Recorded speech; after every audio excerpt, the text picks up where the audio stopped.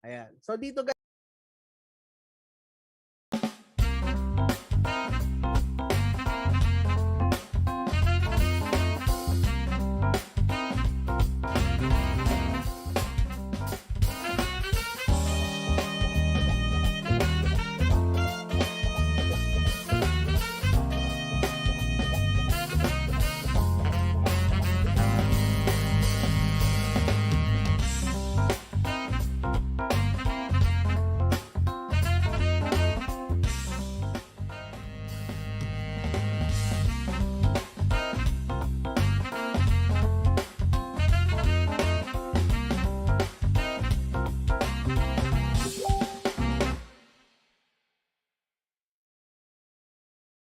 All right, good evening everyone. It's 8:30 once again and it's Wednesday for our midweek market review or Wednesday live market review. So tingnan natin po anong nangyayari kay market from the time we checked on it on Monday, and I hope you guys were able to catch some of those breakouts that na nangyari, right? Especially on the next currency pairs that we will check. And of course, yes, we are including the yen pairs as our regular on the list, and some of the euro pairs as requested by our kababayan Mark. Yep, shout out to you, my friend. Glad that you're getting your consistency on those short time frame trades. But yeah, for everyone's benefit, let's jump into the charts right now. And AUDUSD is always first of the list. Now, ang nakikita natin dyan is the reversal. So, kung nakikita nyo to from Monday, we were looking at this price right here possibly bouncing off or breakout. So, ibig sabihin, since nakikita na natin nasa taas na yung price na yan, ibig sabihin ang bias na natin ngayon is to look for or mostly a buy more than a sell, right? So, ibig sabihin, let's zoom in closely here to what's going on in the market. Okay, so we're on the daily chart. No? So, kung mapapansin nyo, nandito tayo. Ito yung kahapon.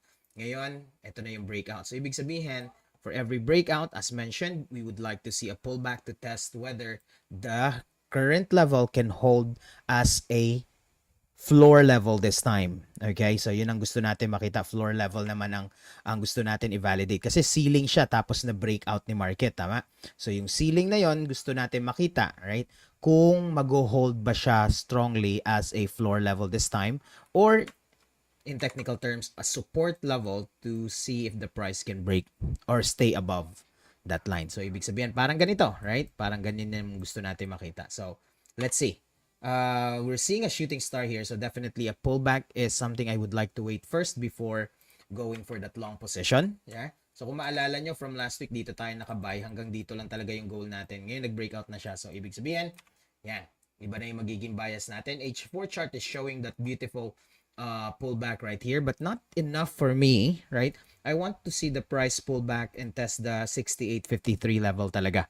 Okay? So, yun yung gusto natin makita this time. Okay? So, we're still few pips away, somewhere at 30 to 40 pips away from the level where I want to see the pullback. And at the same time, kung if Fibonacci natin siya, right? That will be somewhere at my 50 or 61.8 Fib. Yeah. Though we're almost close to the 38.2, which is the early retracement as usual na hinahanap natin. So, ang ibig lang sabihin nun, yes, possibly na if we want to be a little aggressive, pwede tayong pumasok dito sa early level na to. So, tingnan natin yan ha. So, ibig sabihin, abang-abang tayo dyan. I'll keep that Fibonacci levels, and let's move to the 1 hourly chart wherein we're seeing a little bit of flatness dito sa move niya. So ibig sabihin parang nawawalan ng momentum. So in that case, ako talaga ang una kong reaction after a breakout is a pullback. So ibig sabihin nag-consolidate pa siya dito. So in that case parang hindi ko nakikitaan ng strong move si buyers to really continue. Okay? So ibig sabihin malamang sa malamang baka mag-pull back pa siya hanggang dito. So tingnan natin. I don't want to jump in on a buy based on just my feelings. I want to see how the market really is doing. So I hope you guys will do and apply the same thing, no? Again, it's so easy to click buy or sell. Pag kinlik nyo yan na kagad yung buy or sell levels dito, right? So ibig sabihin you can get in the market right away, but the real question is why are you buying or why are you even selling? And the next one is there confidence on that decision that you're making, 'di ba? So yun lang naman talaga. Okay, kasi again at the end of the day, right, there is no one out there who can definitely like control the market. I would say someone can possibly influence but not for a longer period of time. So, ibig lang sabihin nun na ang gusto natin makita ngayon, who is really influencing the market? Is it the buyers or the sellers? Yun ang gusto natin makita. So, in this case, mukhang magpo-push pa si sellers more here, right? And at the same time, a little bit of a reminder as far as sorry, the dollar is concerned. Sorry, excuse me. There are some mid impact news and two high impact news that we are anticipating tonight, right? Possibly it will be affecting mostly tawag dito yung mga commodities currency kung tawagin, right? And AUD CAD, or sorry, CAD, USD CAD to be particular, will be highly watched tonight kasi we have crude oil inventories. Then, as far as the dollar is concerned, you have that EHS as they call it, right? And it's the existing home sales. So let's see how the numbers will go tonight for that. Okay, so that's a high impact news that we are anticipating in just few minutes. Okay, so malamang sa malamang merong magiging impact yan dito, at kung meron man, okay, kasi high impact news nga siya, no? So kung meron man, I anticipate na baka bumaba muna siya dito bago natin expect yung spike. Okay, so that's something to watch out for tonight. Euro USD is doing the same as we have expected this. Kung maalala nyo to nung Monday, sabi ko nga, if we are looking into the Fibonacci for this retracement, right, or yeah, measuring this recent extension, finding the retracement, and ito yung ina-anticipate natin. Now, true enough, it was close to the 50% Fib, and kung makikita nyo, no, baan ko ng time frame para makita nyo, okay, right? So somewhere there was the level I'm looking, or is still the level that I'm looking for a reversal. Though meron na tayong nakikita dito a little bit of a shooting star there, pero I was not convinced enough even with the bearish engulfing here earlier. So possible sana yun for a quick sell. In fact, hindi pa nga siya nag 1:1, you know. So pero yun nga, medyo may pag-aalangan akong pumasok. So pag ganon, right? If you are watching this video or you are in this session for the very first time, for the longest time, ang sinasabi ko, if there is doubt on the position that I'm taking, I'd rather not take it at all, right? So yun yung nangyayari dito ngayon. So let's see if this price can still pull there back to the 50 or 61.8. And at the same time, the level we are actually waiting for to be tested is the last resistance, okay? Or the current resistance, I mean. Yeah, kung mapapansin nyo, ito yung win rate niya dyan, right? Since the beginning of July. So hindi pa natetest yung level for a while now. So ngayon pa lang nakikitaan natin ng at least opportunity si buyers to go and push the price back on that level. Pero tingnan natin. Yeah, we want to monitor this further. So for the people who want to go for a short-term buy and the price moves in your favor, what I want you to watch out for particularly, or a major level, will be the 1.0375 level, right? So for me, I'm looking for a much clearer view of what I would like to do with Euro US. Okay? So yan pa rin yung view natin. H1, ito maganda-ganda sana to kung na-catch nyo to. Okay? Papunta dun sa 50% fib. So but ito na nga sinasabi ko. Okay? It's kind of testing now, pero still there's no confidence to get in the market for Euro US. I'd like to monitor this further, right? To give you my view on this one, once it reach this level, so ibig sabihin sell ang una kong titingnan. Now later on, if I want to be a little aggressive on this move and I see good reasons to go for a quick buy, then hanggang dun lang din yung buy order ko. Okay? Now, jumping into GBP USD, which is kind of volatile now, right? At least ito, bumaba tapos bumalik. Alright? So tingnan natin on the daily chart, still on a downtrend. Pullback is now there to touching the 1.1991, right? Resistance. So ibig sabihin, price is staying below. There's a very good chance that my bias is still and remains to go short, right? So hindi siya nag-break out doon at bumaba siya. So ibig sabihin, I would like to see this continuation of a downtrend towards the 1.1661 naman na floor level. If you guys can remember, this is coming from this. Okay, so ibig sabihin, pag nag-breakout pa yan further, then mas malalim pa yung titingnan natin na sell opportunity.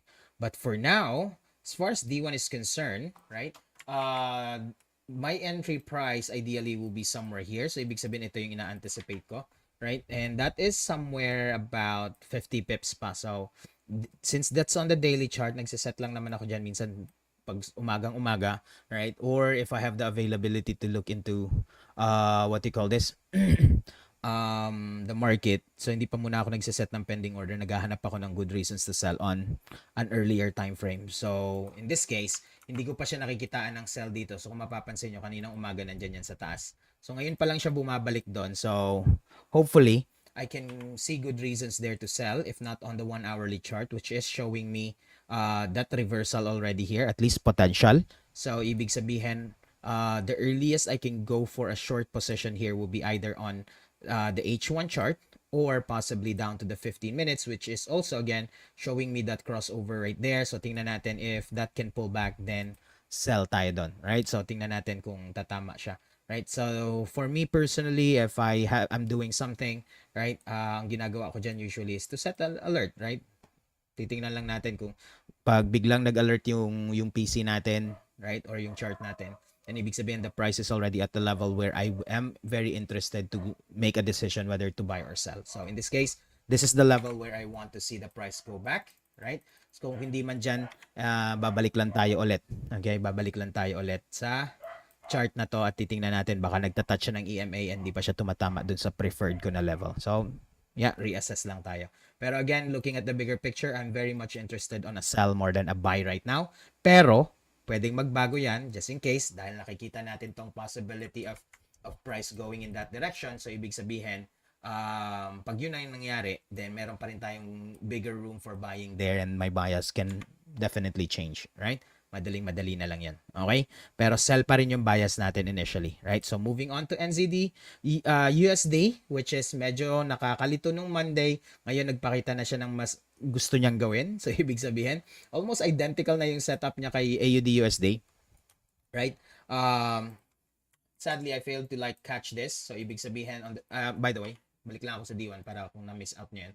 So, ito yung Monday natin, this bar right here, tapos ito yung kahapon. So, ngayon, pabalik na siya. Right? So, meron siyang early pullback pero hindi natin na-catch yun. Or for me, hindi ko na-catch. I hope you guys were able to do so. Right?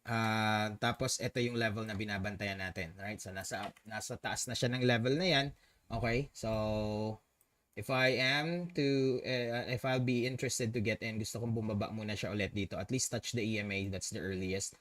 Tapos punta tayo doon. I think H1 is already doing that. Yes. There you go. So, pwede tayo dito. Pero meron tayong about 30-ish pips to go for. Okay, as a stop loss. 15 minutes. Looking good as well. I just want to see. Yeah, it's in the middle of that move. This one's in the middle as well. So, ibig sabihin, this one's I think at taas. Okay, so pull back talaga muna.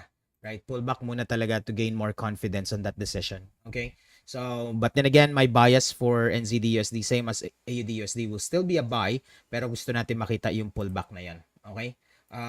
Probably we're seeing if this is something that we can take, right? Pansinin natin to, ha? Oops. Oh, not that. Wrong fib. Sorry.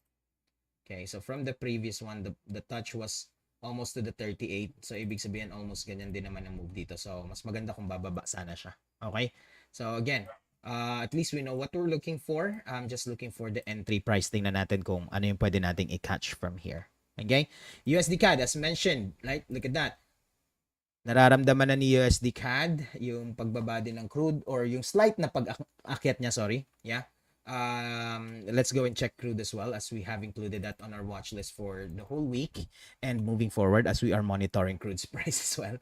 Okay, so kung mapapansin nyo, the breakout was anticipated here but no, as crude price went up yesterday, okay, testing that 90 level. So tingnan natin, kaya ba nito makyat ulit papunta doon? Tatanggalin ko na ba tong trend line na to? Di pa natin alam, no? But then again, kung umakyat siya doon at suddenly ito nga hindi siya umabot doon, so malamang sa malamang and we are seeing a head and shoulder pattern here in the making. So ibig sabihin the price is likely to go down there in the next few, if not weeks, possibly next month, right? Tingnan natin. Okay, so interestingly, the price is touching at the floor level here and I am kind of looking for a buy there pero ayaw niya akong bigyan ng buy. Pero this one's very interesting for a sell. It's just that, oops, sorry. That indicator is giving me, look, This is the reason why if you're using such indicator, you might want to see which indicator is appropriate to a given market condition. So in this case, look at this. This is beautifully going in that direction or pointing downwards, pero it's touching the oversold level. So ibig sabihin parang what, oversold na siya. So parang ganun. You might want to check if the indicator is relevant. So for me, in this case, most likely I will go and check MACD here, which is, yep, it is still staying on that zero level. So ibig sabihin, there's a very good chance for that downtrend to continue.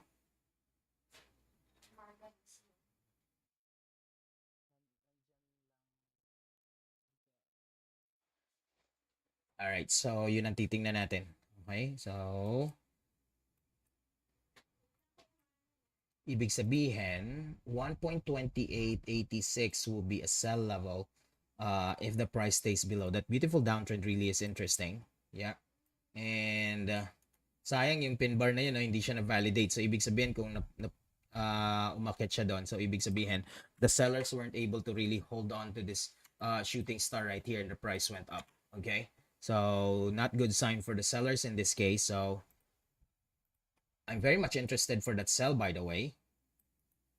Yung setup na yan. Pero ibig sabihin lang, again, there's doubt whether I want to get in on that trade or not. So ibig sabihin, I am keeping the bias of this possible head and shoulder pattern. So ibig sabihin, tingnan natin further, right? So I know it's Wednesday and we really wanted to be in the trade, pero sabi ko nga, yeah, getting in the trade is so easy, but understanding why you're in the trade is sometimes a little bit challenging if trading is something that is new to you, right? Or kahit sabihin natin if matagal mo na siyang ginagawa. Kaya nga sa akin ang rule ko lang is if there's too much analysis, meaning there's a possibility that I will also overanalyze, 'di ba? Too much analysis na overanalysis pa. So ibig sabihin I'm spending too much time on a currency pair where I can spend that time on a different pair and move forward, 'di ba? So parang ganun. So I'd like to move on forward from here and just have USD CAD still on my watch list. I would like to see what's going on. Because looking at the dollar pairs, especially starting from USD CAD, we're now jumping onto USD CHF. This uptrend expectation is now halt, right? But by this move from yesterday. So ibig sabihin, there's something happening here, right? Na nagsistop nung continuation na to, right? Ibig lang sabihin, okay, maganda yung pangyari dito, maganda yung drop niya dito, but then again, right, medyo na-delay dito. So, ibig sabihin, again, as much as we want to, okay, trading is not a perfect science, but sometimes it can be more of an art, right, than the science that we want it to be, okay? So, ibig lang sabihin nun, okay, there's certain patterns in the market, though it doesn't happen or continue symmetrically, right, but those things happen. So, parang ganito, gusto man natin na magtuloy-tuloy itong pattern na to, meron tayong tinatawag na median dito kung mapapansin natin this one right here, okay? So, hino-hold niya tong level na to. Tingnan natin talaga kung kayang-kaya mag-proceed. So, ibig sabihin, ito yung inaambangan natin na continuation pero hindi na nag-continue. Okay? So, is there a possibility for a short-term sell? Tingnan natin. This is the very reason why I would like to go further than 3 months. Okay?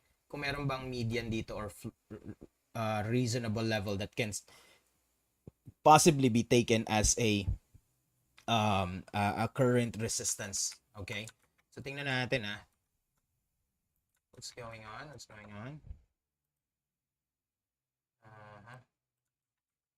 Ayun na. Okay, sorry. Okay, that's interesting. If I will put it this way, medyo hindi sure dito eh. No. Yeah. I think that's too much analysis there. So, if I really want to go for long or buy, antayin ko na lang siyang magbigay dito. Though this is still a good 3-bar pattern right here. Okay? Pag ito na-confirm, medyo malayo nga lang yung entry mo saka siya pupunta doon. Okay? So, that entry price is still about a 90 pips move, right? For the market to just trigger you in the trade. So, ibig sabihin, in this downtrend is very much interesting to see if the market can really go downwards instead. That one right there is very beautiful already after it dropped by 100 pips, right? So in this case, I'd like to see if this is Yeah, that doji bar is very much interesting to see. Ibig sabihin, neither the buyers nor the sellers, at least for this period of time, is dominating the move, right? So I would like to see a breakout on this one. So I'm not sure if you guys are familiar with the term straddle, something that you want to research more, or if you are interested about it. So it's like a position that you set. That you have a buy and a sell at the same time, but of course you don't keep both because it becomes hedging. But straddling is like when you have a buy here, waiting for that breakout. Okay, that is in case you want to go for it, right? And you have a sell somewhere here. You're waiting for a breakout of this doji bar, right? Ang ginagawa doon is you set one to cancel automatically if the other is hit or triggered, right? So ibig sabihin, if the market moves in that direction, automatically pumasok ka sa buy, you might want to cancel this. Okay? So parang ganun yung approach. So if you want to know more about that, let me know, right? So I can address some questions or clarifications that you might have for whatever article you have read about straddling. Okay? So, but anyway, that's something that I'm interested to do. Okay? But I'm gearing towards more on a sell on this one. I want to see if the price can really go back here. And of course, tanggalin ko na muna to para hindi siya ano. So hindi masyado maraming iniisip, right? So if this price can go down here at least, right? That's a good start if the price can really go back up. Pero pag nangyaring mamaya naman it's biglang umakyat ito dito at na-trigger niya tong daily bar natin na medyo malaki-laki to, right? At bumalik siya doon, ibig sabihin the correction from yesterday's move is now happening and the likelihood of the price moving back to the 0.0030, right? Resistance is high, right? Or the probability is high, right? So, yun yung mga abangan ko for tonight. I'm interested for a short-term sell, definitely. But if the price won't go in my favor, then ibig lang sabihin nun, then I will reassess my position to go long instead. Okay? Let's watch out for that for the rest of, not just the evening, probably for the rest of the week. Balikan natin siya on Friday. Let's see if we were able to catch some pips there. Okay? Next, dollar yen. Look at that spike after breaking out of this consolidation. Now it pulls back and that lovely pin bar right there is showing us a sign of continuation towards the 144 level. Then that's really looking good, right? So, but then again, if hindi kaya ng account nyo to take this, what do you call this size of a bar, this is about somewhere about 140, 150 pips. So kung ito yung magiging tawagin na nating pips at risk mo, masyado malaki yan if you have a smaller account, right? So ibig sabihin, even on sabihin natin na 0.01, right? Baka hindi kaya ng account mo at biglang ma-draw down ka. So ibig sabihin, ideally you go and look for the trade on a lower time frame, okay? But then again, sabi ko nga, right, in that case, you might not find that entry that you want to see, okay, on a lower time frame because it's consolidating a bit here. This beautiful pin bar is so good to see after that breakout, but this one medyo may consolidation, hindi naman as perfect as the sideways market that we want to see, pero look at this indecision that's happening now. So ibig lang sabihin ito is I would like to monitor this further, but then again the bias is to go long, right? So we have been going long on dollar yen, if you guys can remember, right? At since the beginning of the month, right? So nung nandito pa rin tayo, or nandito pa lang tayo hanggang nung nag-breakout, hanggang nandito siya. Okay? So we have taken several positions there already. Continuation ang hinahabol natin. Pero again, we're not discounting the fact that it can possibly go and test that level again, lalo na itong zone natin dito where it consolidated, right? Kaya hindi ko pa siya tinatanggal. Okay? So I would like to get in on a much lower time frame. I've been monitoring my 15-minute chart, but it is showing me a flatness. A flatness, ano? Yung pagsa sideways niya dito. Pero tingnan natin. Hindi naman tayo nagmamadali to go for a buy. In fact, I'm looking at gold which is going on this symmetrical triangle here. I got in for an early sell here, but the price is not really moving in my favor there. Right? Nakaabang na yung buy natin for that case, pero wala pa rin. Okay, I am waiting for a breakout of this symmetrical triangle. So that only shows that I am not seeing or I don't have that, what you call this, confidence to get in on any of either the yen or dollar yen or gold again, kasi yung gold will be my if ang tawag dito sa term, parang barometer kumbaga, right? Or testing if dollar yen can really move or not. Okay? So, but then again, some good news for the guys who are holding on to their Bitcoins. That price have already broken through the level that we are watching for, right, from Monday. So yung 21,000 na level na yan has been broken from yesterday. Look at that, beautifully happening there. So sabi nga natin, right, seeing this, yeah, momentum is really giving us the confidence that Bitcoin price can go in that direction. Okay, so ibig sabihin after the spike, ang inaabangan na lang natin if the market or this asset will follow not as perfectly as we want it to be, but of course yes, some expectation could be that way na i-follow niya itong waves na to, right? So ibig sabihin one thing that we would like to see is hanggang saan yung extension level na yon, right? Yun, papunta na siya sa 61.8. So ibig sabihin from that level, you might expect for a little pullback before it bounce again. So ibig sabihin, watch out lang po for the people who are expecting for the price to go to the moon directly, right? Baka may stopover pa po yan, hindi siya dire-diretso sa moon. Okay? So abang-abang lang muna. Right, so but beautifully for the people who are watching Bitcoin, right? That's my good news for you guys, and I'm definitely sure you're experiencing that good news already if you're holding on to your Bitcoin. Okay, good. So one more thing with crude, as we mentioned, look at that pullback on that downtrend that we saw since last week, all right, or since we were monitoring crude. Okay, so ibig sabihin itong 93 level, right, is really becoming a little bit challenging for crude price to go much lower, right? And I just hope again that the price can still continue that downtrend kasi nga of course tayo affected din tayo ng pagtaas ng crude, right? So that downtrend is still there. If the price can continue to go down, then we might expect for a spike on USD CAD. Yun na yung tinitingnan natin kanina. So kung nakikita nyo tong pag-akyat, right? Balikan natin yung USD CAD na yan. Ito yung pagbaba niya continuously. So tingnan natin, right? Kung mapapansin nyo yan din yung uptrend and yung downtrend dun sa crude. Okay? And of course, right, those are the major currencies that we have and assets that we're checking, right, or commodities, I mean. Right, let's jump into the yen pairs where, okay, pabaliktad na tayo. Okay, kasi ito yung naunang CAD yen. All right, so yes, that price have broken through the 106.81 level. So what's the next thing here? Well, I don't want to be excited to go for a buy na agad-agad. So abang-abang tayo dyan if the price can really, what do you call this?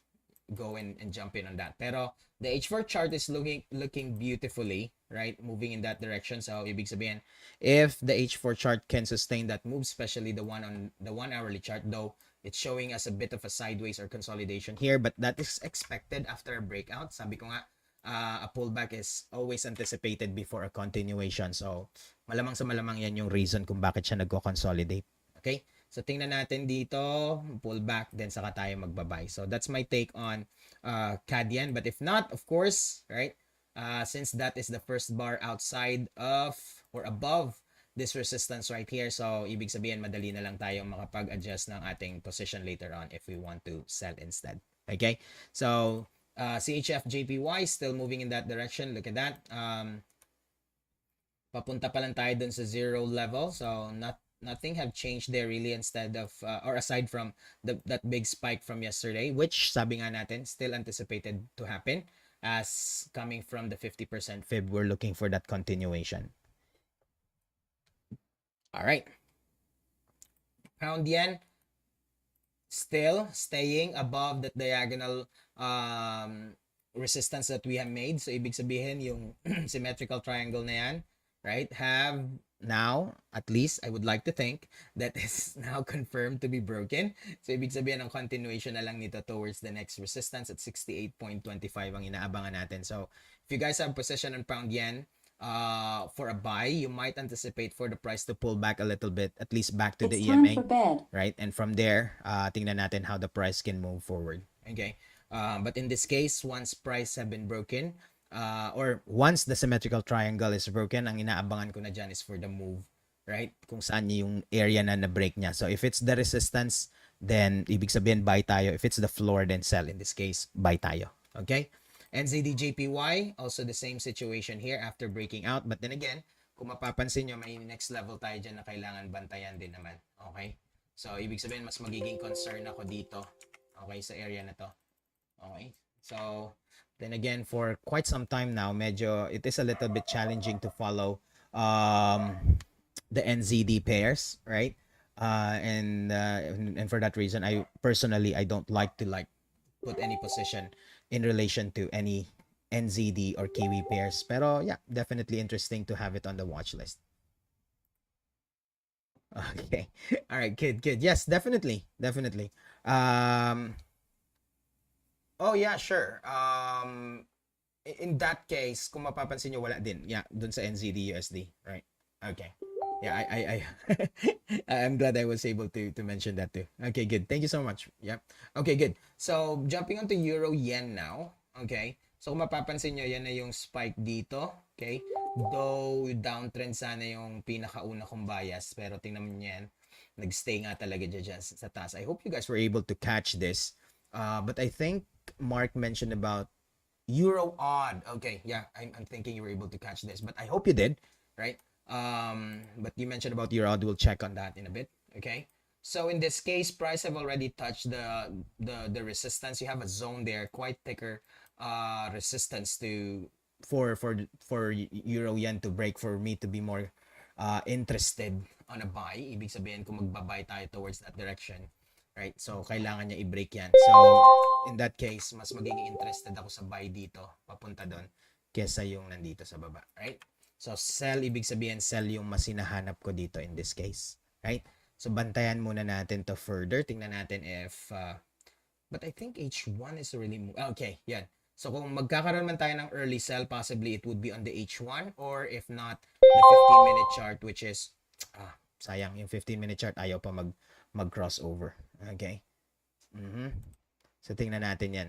Ayaw niya pang mag-crossover doon eh. Pero sige lang. Tingnan natin yung area na yan. Okay? So malamang sa malamang, kung magiging interesado ako for a sell tonight would be the H1 chart kasi yun yung nag-crossover na ng una. Okay? And of course, last but not the least, on the yen pairs, AUD JPY, almost identical to our AUD USD, breaking out the recent resistance. Okay?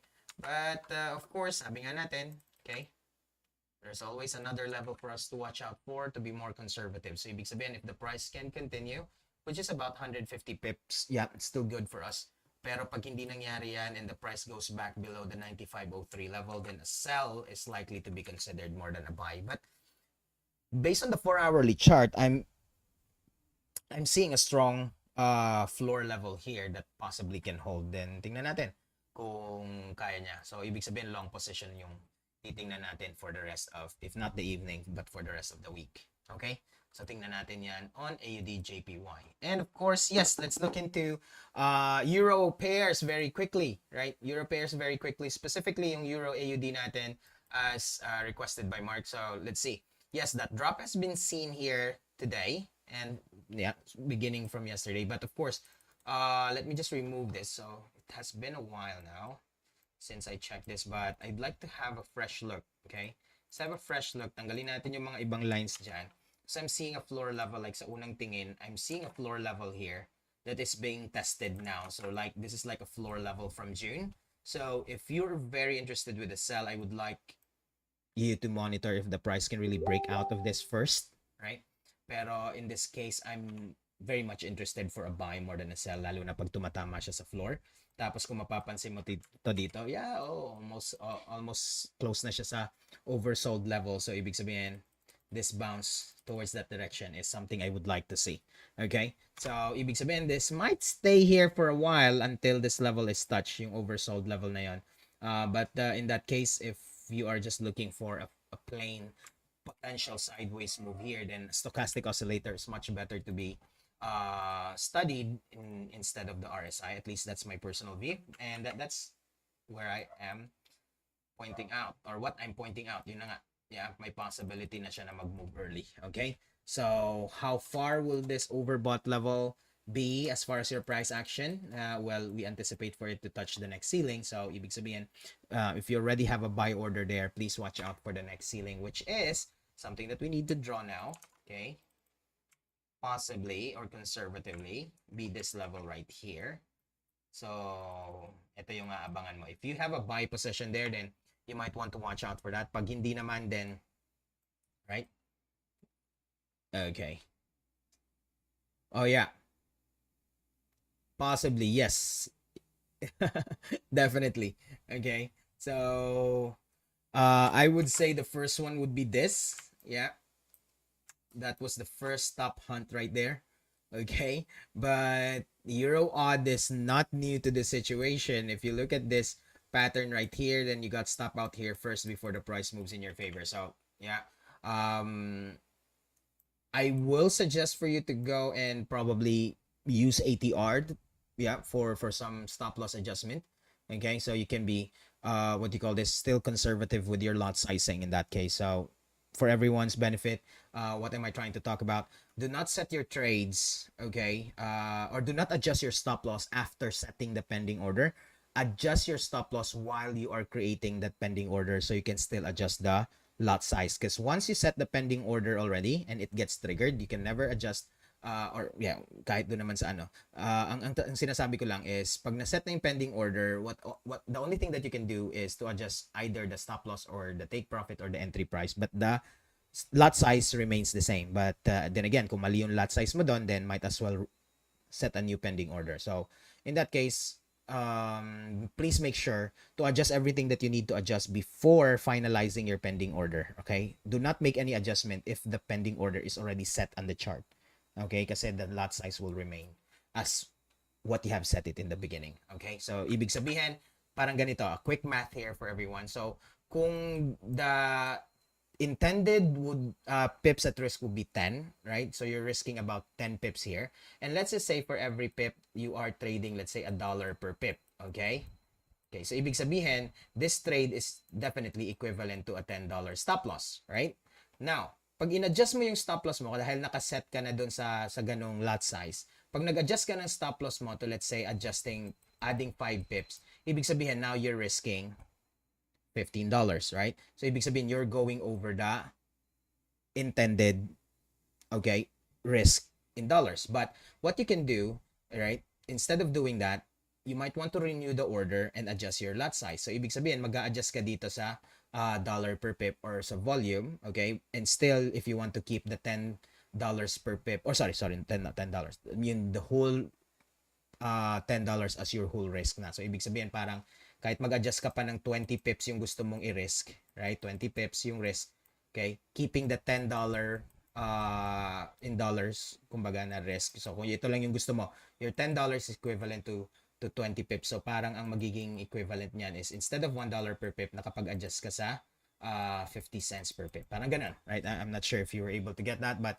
if it's quite confusing, let me know, right, on the comment section, or if you want some clarification, just reach out to me on the chat box, right, or sa aking Facebook account. Okay? So that's Euro odd, and yeah, since nandito na rin tayo, let's have a quick look on other Euro pairs. Okay? Euro CHF. Tingnan natin what's going on here. Let's go back to the daily chart.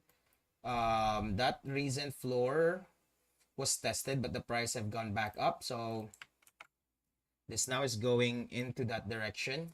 So Euro pairs are likely to go, if you're monitoring Euro pairs, I mean, you're likely to go long. Yep. Second Euro pair that we've seen touching the floor level. Euro NZD is looking the same thing, but a little lower. Okay, interesting. Is it? Okay. It is also touching a floor level right here. So ibig sabihin, there's a very good chance for the buy to still be taken in this case. Right? Where's my zoom in? Oh, there you go. Yeah. So, kung mapapansin nyo, nasa floor. Pero parang ito may chance na bumaba. And there you go. It's an NZD pair again. So, yeah. So, medyo I would like to stay away from it. Euro GBP in this case. So, mapapansin nyo, matagal ko na siyang inaantay pala mag-breakout doon. Hindi ko na lang nabalikan yung Euro pairs. I've been very, very busy to like monitor gold and the dollar for the last few weeks. Or I would say for the whole month of July. That has been the interest. Okay. So Euro GBP, it's quite confusing to say I would like to buy or sell here. But just if I can focus on the recent price action, at least for the last 3 months, this is the ceiling and the floor that I'm seeing now. Yeah, let me know in the comment section too if you have other levels there that you want to include. And the price is likely to go up there. Yep. So if you are on Euro GBP, though for me it's a little bit confusing, but if I will force a position here, most likely I'll be taking a buy more than a sell, right? Anticipating for the price to go in that direction. And of course, last but not the least of the euro pairs, this one's looking very good for a downtrend. Yeah, I'm interested to see where the pullback is. Yeah, there you go. Tamang-tama lang siya dun papunta sa 1.3329. So, yeah, I would anticipate for Euro CAD to go up as well. So, kung mapapansin nyo, lahat ng Euro pairs tinignan natin is likely for a long position. But then again, it's not a long-term position. Pag tumama siya doon, then saka kayo maghahanap ng sell in this area. But for me personally, I'm focusing my positions today and for the whole week, or sorry, for the whole month possibly of July to be more on the major currency pairs and gold to be particular, right? So yeah, that's my take on the major currency pairs, the yen and the euro in the middle of the week already. So ibig sabihin, let's go back to these charts again on Friday. Let's see what currency pairs I was able to go and catch some trades with, and I hope you can also tell me what currency pairs you got yourselves interested to. Okay, and I am happy to announce to you guys that I'm scheduling a webinar very soon. So watch out for that on my Facebook page, all right, or in this what do you call this, on this YouTube channel. They will be announcing it soon. The dates, we're just arranging it. So what is the webinar all about? We will be talking about 4 different ways to earn from the forex market, right? So it is not just trading, all right? It's not just creating a strategy, it's not just teaching. There's lots of ways to earn from the forex market, and we have the top 4 that you can do to make money out of the forex market. And I'll give you a tip. One way to make money out of the forex market doesn't require any capital at all. Interesting, right? So yeah. But of course, right, for you to know more about it, just let me know, right? Send me a message. But definitely I'll make that announcement very soon, both on my Facebook account and on this YouTube channel. So yeah, I look forward to seeing you on that webinar as soon as we have finalized everything. All right. But then again, I thank you for spending your evening with me, and I'll see you guys again on Friday. And always remember, set a plan and make sure to trade your plan, not someone else's plan. Okay. And as always, may the pips be with everyone. You have a wonderful evening. Have a good one now. Cheers, everyone. Bye.